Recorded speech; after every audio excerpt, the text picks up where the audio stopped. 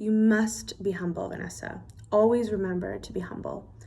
My mother would repeat this phrase to me often growing up in Spanish, reminding me that humildad is a part of the Christian journey and that I must seek humility in all that I do and say.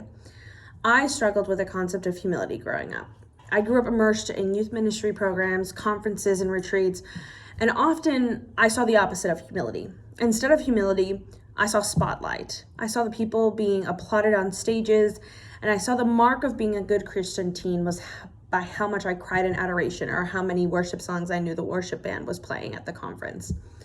For so long, the mark of my Christian faith was not one of humility, but one of pride. See me, hear me, applaud me, the good Christian teenager. But the reality of this way of life that marked my youth left me empty, and my pride consumed me in ways I didn't know it could. I found myself using prayer to gossip about others. I found myself using the gifts God gave me to seek out spotlight and not community. Over and over again, I sought out that spotlight and recognition over things like justice and humility, a call that we hear in today's first reading. Too often, I have seen and participated in empowering only the faith of those who are in the spotlight, those on the stage, those with the microphones, those who have established for themselves a level of fame and popularity among Christian circles. Today, the readings remind us, though, of a Christ who aligns himself with, who lifts up, who empowers the meek and the lowly. The Beatitudes have served for me as a reminder of my mother's phrase, we must be humble. We must always remember to be humble. It's not just about me and Christ, but it's about myself, Christ, and my relationship with a community of believers.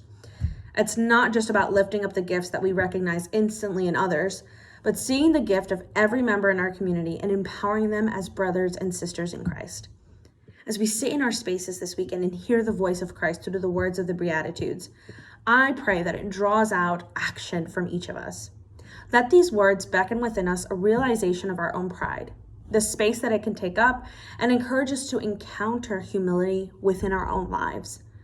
Humility and justice go hand in hand, and with this encounter, may we also be courageous in standing with the meek and the lowly, in championing justice for others. May we mourn with those who grieve because of the direct or indirect challenges from political, economic, and social structures. May we rejoice with the peacemakers, and may our humility guide us to seek and give mercy to all in the same manner Christ shows us mercy. God, make us a humble people.